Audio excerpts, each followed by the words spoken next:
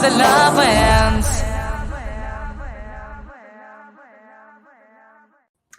Good afternoon, good evening, good morning, wherever you are in the world, and welcome back, friends, to the Reconnect with Your Teenager podcast with me, Emma G.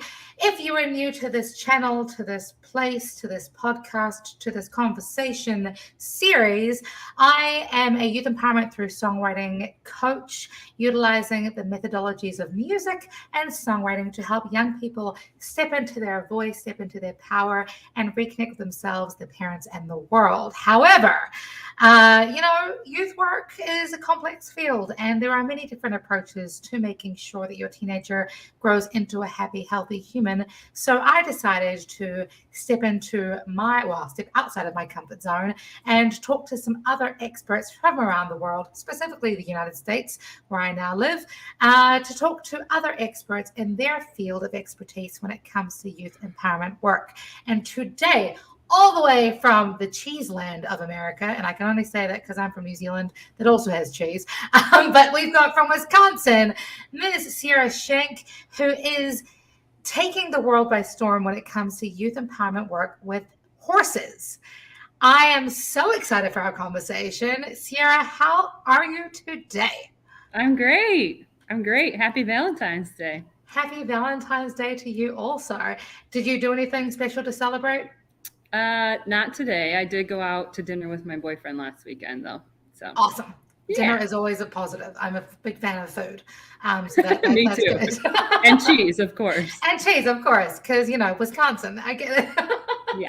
So I really want to sort of dig straight into this because your approach to youth empowerment work is so non-traditional. Yeah. What got you into, first of all, you describe yourself as a certified EGC method coach. Can you tell me what that is? Yeah. So I'm a certified equine Gestalt coach. The equine is the horse part. Gestalt is a German word that means wholeness.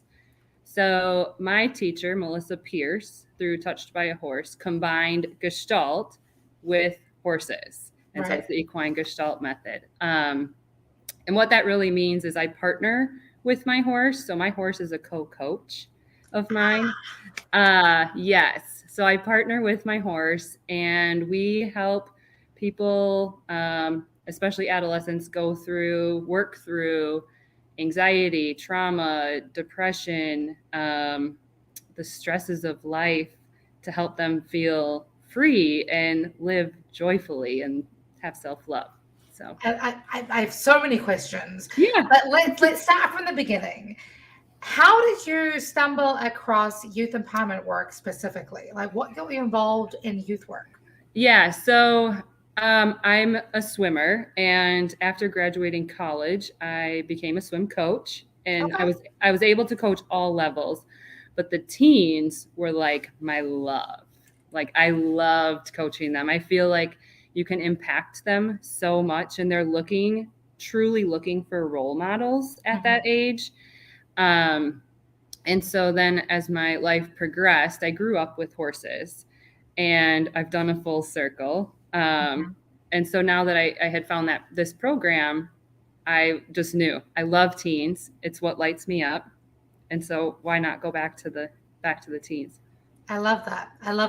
Yeah. So at what point, I don't know about you. You said that, you've done a bit of a full circle, and I can kind of relate to that. I started my career doing music from a very young age myself. I've never been a swimmer. My body is just not built for that. But, from starting in one area and then you kind of flirt with different career paths, et cetera, et cetera. At what point did you think, oh, shoot, I have this opportunity to create something quite different for young people?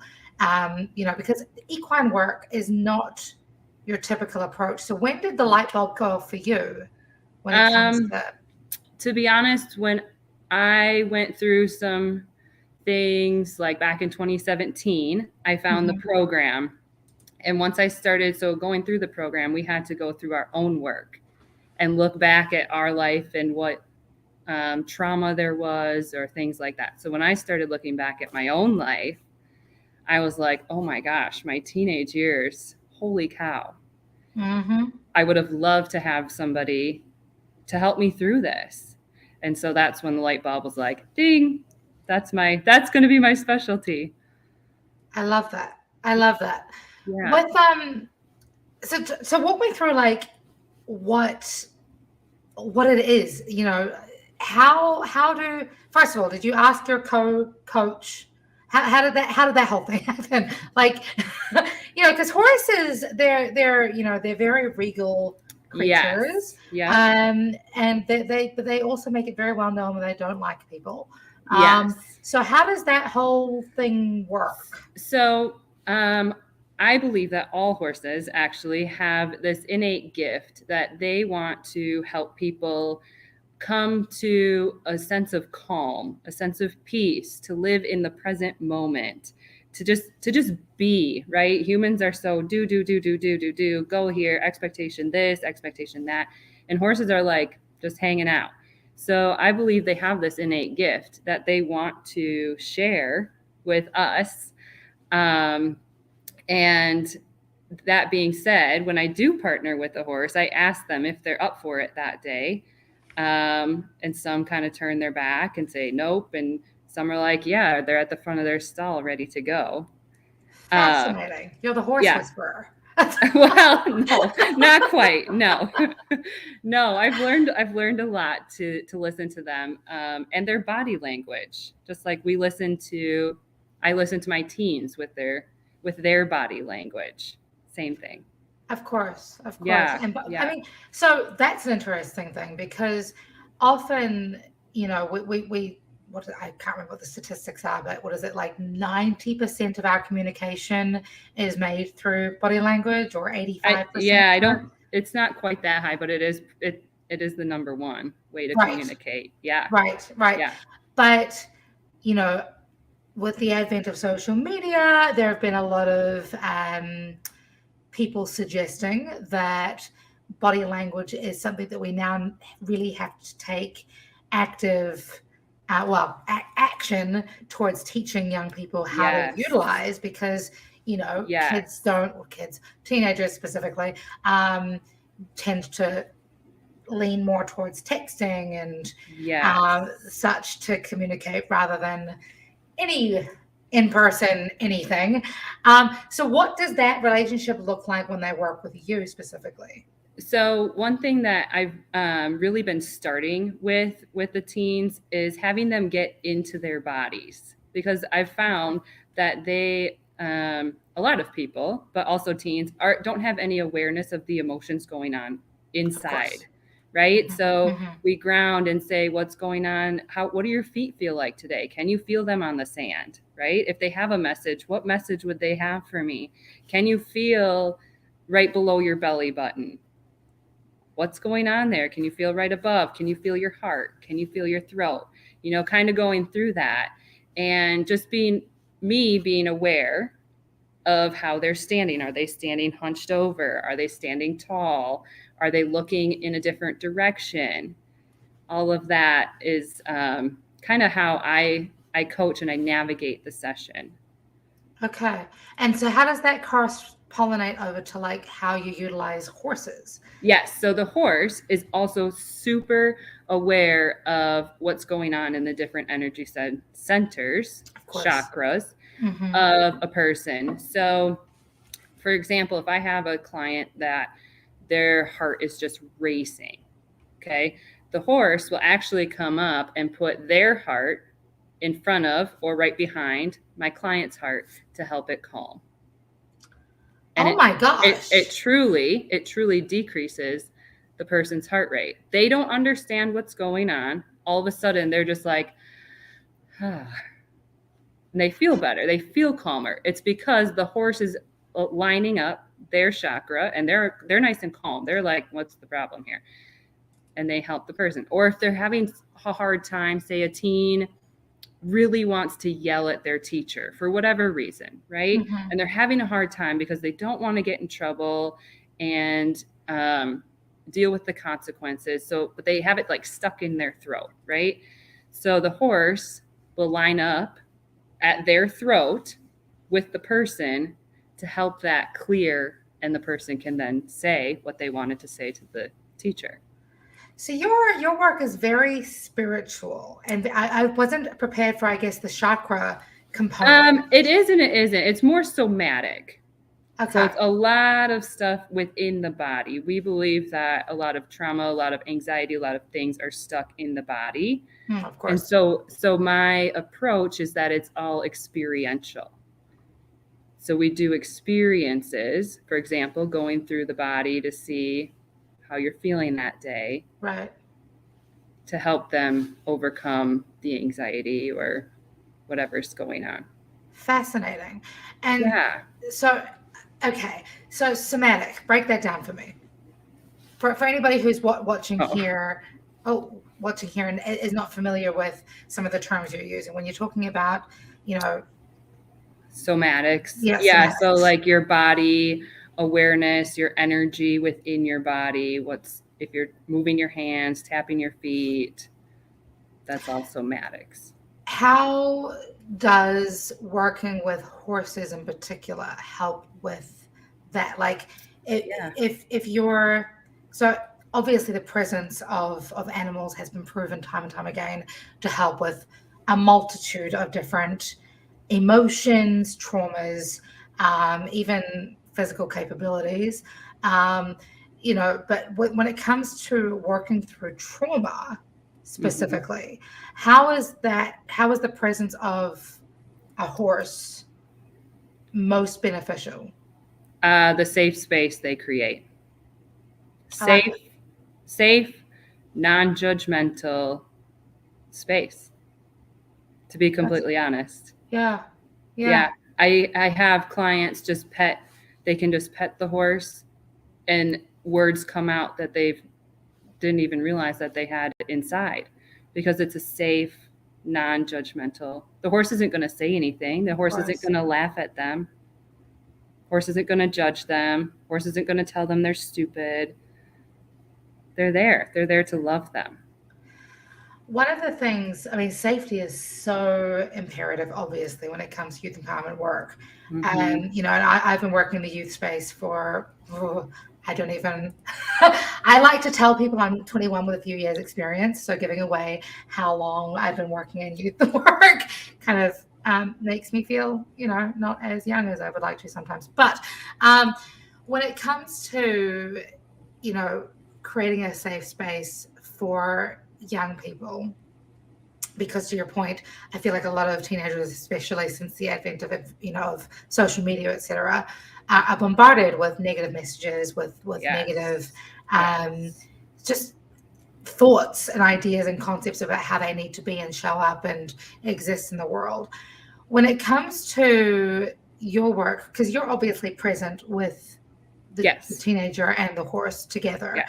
So is it like this is a one-on-one experience that they then allow themselves to feel more vulnerable because of the horse's presence and because of your presence? Yes, both of them. Yeah. Okay. So the horse is there to really hold that safety container, and I'm there to really listen to what's going on, listen to their heartaches, listen to the expectations that are being placed on them and they just feel overwhelmed, or listen to the bullying that happened and they don't have any self-love because they've been told whatever from whoever, social media, for example. And so the horse holds the space, and I am able to really listen without judgment, without anything, just with compassion, truly. Yeah. So with the journey of the young person, the rule of thumb, hopefully, is generally speaking, that a social worker, a youth worker, a counselor, a therapist, whoever, their job is literally to work themselves out of a job, right? So a lot of young people, when they're coming into work with you, do you find that they, how does that manifest for them as they are finding their voices, finding their ability to be vulnerable, to experience, or to rather express their frustrations, does that then manifest as like, to the point where they're able to take ownership of their throat chakra, etc.? Or is it more a case of they then go out and buy their own horse? Or what is what is that? What does that look for? I mean, I would love to have a horse, but I live in an apartment, so that would not be. Yes. Yeah, it's been different for everybody, really. I had one girl that her goal, because the pandemic, everybody was at home for school, and when she tried to go back, she was having major panic attacks and couldn't do it. Just like couldn't do it. So she went back to work, doing school from home, and so her goal was to be able to get back in person. And so it took us from November, and we met every other week. It took us from November until March for her to be able to go back in person, but she was able to fully go back, which is amazing. Awesome. It's so amazing. She is one that now wants a horse, but I told you. I'm just. Some people are able to find empowerment and tell their friends, like, it's not okay that you're saying these things to me, or tell their parents that, hey, this is what's going on. They find that empowerment with being with the horse and working with me. So it just depends on the person, to be honest. Yeah. Okay. Yeah. It's so cool. It's so different. It's so different for everybody. And it's different depending on the ages, like 12 to 13, they're just starting to individuate. They're just trying to figure out who they are separate from mom or dad. How am I like mom or dad? How am I different from mom or dad? Like, just they're starting to navigate that. So sometimes we look at that and say, are you okay with being like your mom like this? What do you want to change? What do you like about? What do you not like about? That kind of thing. And 14 to 17 is really, they're like, it's all about me. Right. All I'm thinking is me. Like, I don't know what's going on out here. I want to care about me. So then looking at different things in that, how can we help you get your needs met in that age, right? Because they want to be seen and heard and go out with their friends and not care about anything else. Yeah. So it's different for every age and every person. Of course. No two humans are the same. No. But so you said that, obviously every young person wants to be seen and heard. Mm-hmm. One of the things that and you express that beautifully, I often laugh that, every teenager, it's like they're breaking up with childhood and flirting with adulthood whilst trying to find their feet, right? Yes. And, being able to, I come from a very spiritual background in the way that I work. So the way that you're talking about how you use horses is gorgeous. I often wonder, how other coaches, therapists, mentors, etc., utilize, I guess, your specific platform to help young people. Do you find that it's the part of their growing points come from like this being in nature and a spiritual connection of being grounded and like in there? Because I love that you talk about feeling around your belly button and how do your feet feel, but like when it comes to like physical contact with nature, how does that kind of affect your clients? They're much calmer in general. I have clients coming to me that have anxiety or anger or aren't aware of what's going on in their bodies. And then I see them with the horse and I'm not able to see any of that because the horse brings them down to such a regulated state. So being in nature, being outside, we're not outside in Wisconsin in February, but I was going to ask about that. We are in an arena. Oh, cool. Yeah. But being outside in the summer, like in the grass with the horse, it's so calming. It's so calming for their bodies. And And a big awareness I had yesterday was that 45 minutes, an hour, hour and a half that they spend with me is allowing them a break from the anxiety, from the pressures, from the expectations, from all of the noise outside. It's allowing them a break from that. And it's amazing. Do you find that you have a particular connection with extroverts versus introverts? I have a better connection with introverts. Okay. Just because I'm not, yeah. Sorry, I'm not talking about because of your personality. I'm talking about in terms No. of like the type of work that you do. Yes, because they feel safe with the horse. Interesting. I love that. So it's a one-on-one, right? So there's no like mask that they don't feel they need to put on a mask. Or sometimes I let them just go off and they talk to the horse. I don't need to know what you're telling the horse. Get it off your chest and talk to the horse. It's totally fine. So I think that's safe for introverts, right? Do you have similar feedback from extroverts that you work with as well? Yes and no. Extroverts are more willing to talk with me and the horse. Yeah, they're more willing to da da da da da da da da. Where introverts are a little bit more reserved. Yeah, no, that makes total sense. So I want to focus this back on you because, I think one of the beautiful things about being a high functioning adult is, being able to be of service. It's an indication almost that you have overcome some of your own struggles and traumas of your own. And you mentioned, way back when, that as a teenager, when you were growing up, you were an overachieving student, you were a daughter, obviously, your sister, and an athlete, I'm assuming through swimming. Yeah. And that you were the teenager that wanted to meet everybody's expectations. When it comes to working with horses, is it more like, do you find that a lot of the teenagers that you work with feel like they come to you for the first time and need to prove that they are going to be the star that the horse gets along with the most? Or like, what is a typical first session with Siera Schenck look like?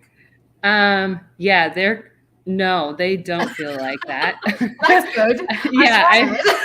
I've got so it's a typical session is, we meet and greet, and I bring the horse in and we just brush the horse. Well, I do a little safety demo first. And then we brush the horse and we talk and I get to know them a little bit. Who are you? Like, not just your Siera Schenck. Like, who are you? What do you like to do? What do you do for fun? What do you love? How are you feeling today? Really getting to know them. And then I take little clues from that and go in one direction or another. Like, do you have siblings? Yeah, I'm a sibling of 3. Okay, so that can be a direction I go.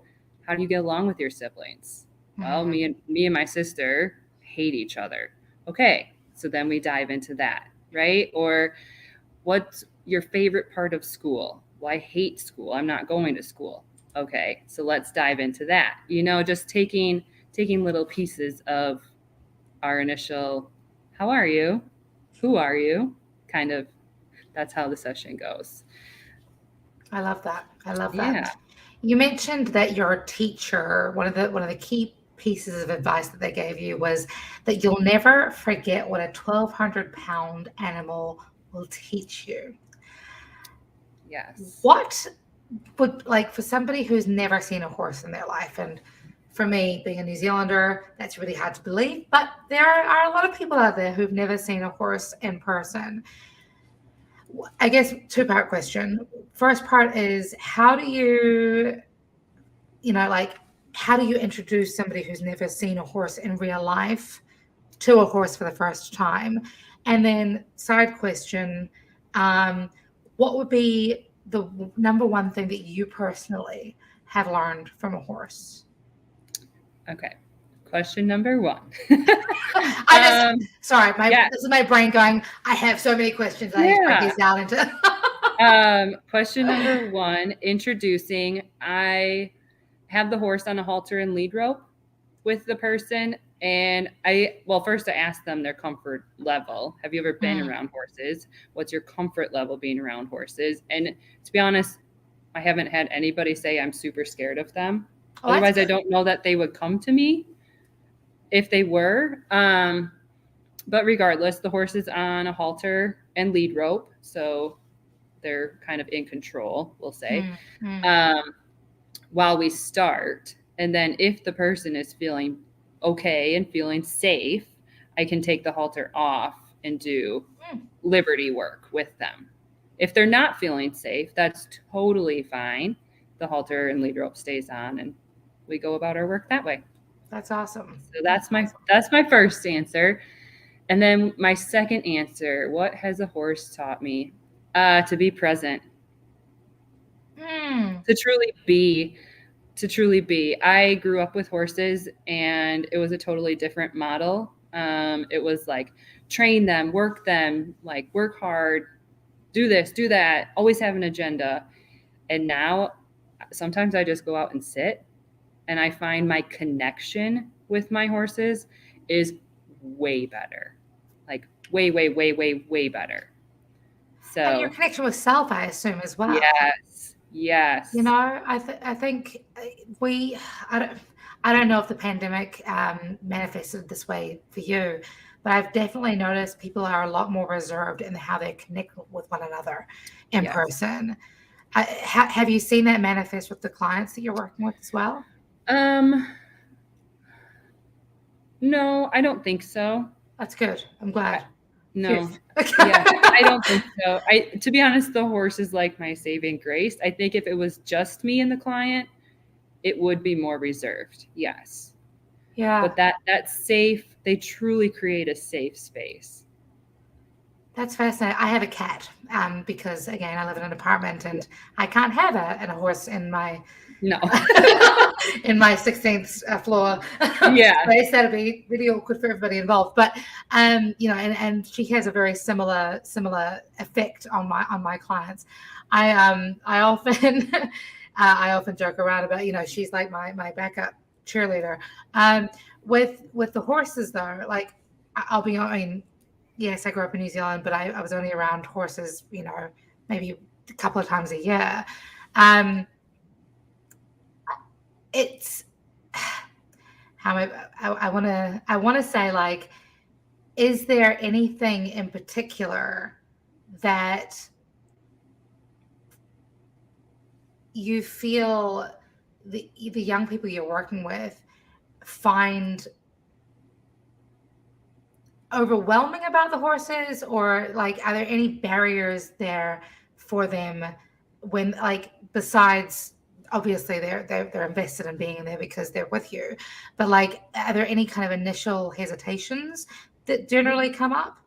I think a barrier, to be honest, is the communication, right? Because horses obviously don't speak English. Like the front door, really? No.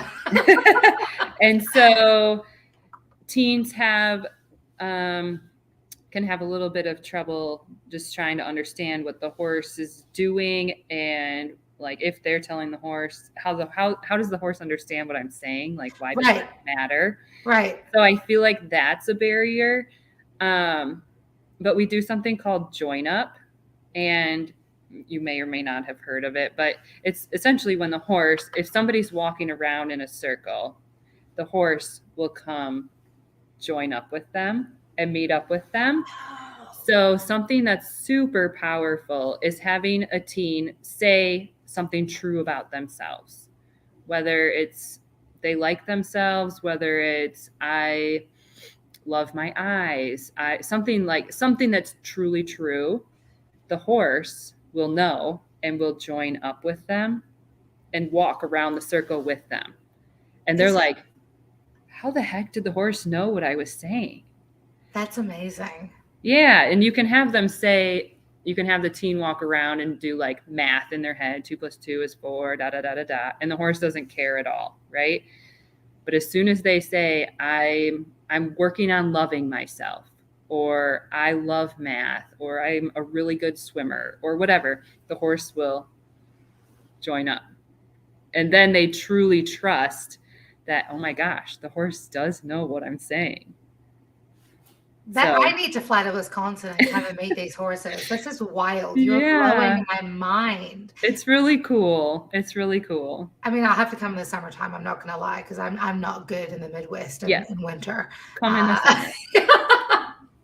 I love the Midwest. Just the snow and I were not really on good speaking terms. Not friends. We're not friends. We're not friends. But you said the horses are currently in a stable or in an arena at the moment. Yeah. We do our work in an indoor arena that's covered. I mean, it's not heated, but it's blocked from the wind, from the snow. We bundle up. I mean, yeah.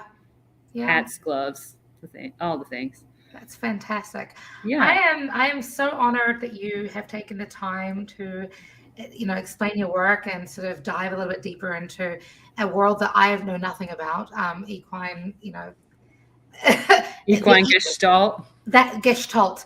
There you go. This is terrible. I should know these things because, my last name starts with a G. It's a complicated last name. So I should really, conquer all complicated words. But Equine Gestalt coach training, that's amazing. I'm so fascinated by this, and I will make the time to at some point come down. And how can people get in touch with you if they are, is it parents that get in touch with you first, or is it the teenagers? It is the parents, okay. Because they're the ones that bring the teens and pay for the sessions and things like that. So people can find me on my website, which is www.4wins WINDS 2 freedom.com. Awesome. And you're on Instagram as well? Instagram, yep. 4 Wins to Freedom there. Yes. And you're also on Facebook. Yep. Which is again 4 Wings to Freedom, but the word 2 as opposed to the letter, or the number rather. Cool. And, is there anything else that you really like? I mean, again, you will never forget what a 1,200-pound animal is going to teach you. No. On that note, what is one thing that you hope everybody who listened to this podcast today hopes to learn from you and the beautiful animals you work with? Yeah. I hope that everybody learns to take a step back and find something they're grateful for every day. That's something I go over with my teens every single session. Give me one thing you're grateful for, and to live a joy-filled life. So that's my things. I love that. That. Joyful. One of my girlfriends, Solia, always says, "Joy is my protest." So I'm all about that. In the face of adversity, in the face of negativity, in the face of the world telling us who to be and how to show up, being joyfully you is the best thing that you can possibly do for the world. Yeah. Thank you, Siera. It's been such a pleasure. Thank you to everybody who has tuned in today. I want to say a massive shout out to Logic, who is from the iRant network, who is helping to facilitate this particular podcast and is doing all the beautiful graphics and things. So if you want to check them out, please do. iRant network. It's IRANT. Otherwise, thank you so much for everybody for tuning in today. My name is Emma G. I am a youth empowerment through songwriting coach, otherwise known as Yes Youth Coaching, speaking with the glorious Siera Schenck, all the way from Wisconsin, who is an equine gestalt coach using horses to help your teenagers become their best, beautiful, authentic selves through the lens of animals and just truth and honesty. So thank y'all so much. Be safe, be kind. Until next time, keep smiling, and we'll see you next time.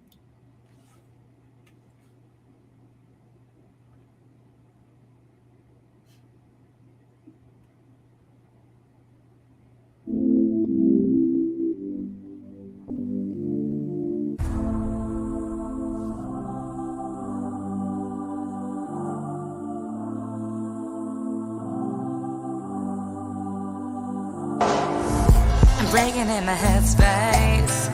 I'm trying to get my feelings straight. I've overthought my mistakes. I turn water to wine, so hard to stay sober. I'm damaged and I'm love stoned, so hard to remain in control.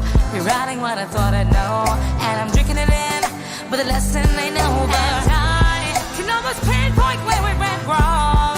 I'm not about the sad songs. The foundation said I'm good to go. Whoa. No matter what comes my way, I'll be smiling every step I take. I'm a legend, make no mistake, that I'm living proof that love wins. No matter what the future holds, I'm here and I'm not letting go.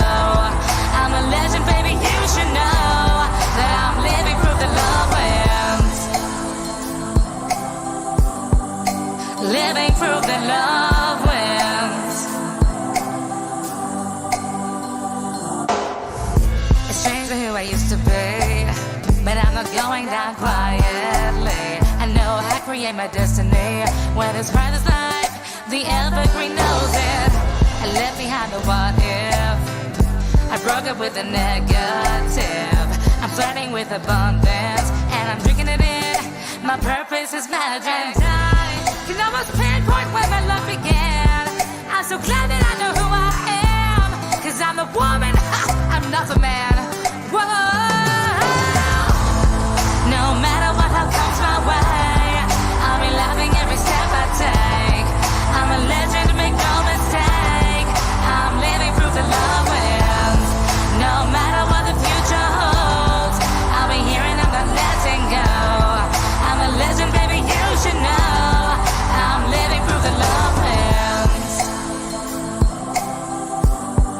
I'm living proof that love wins.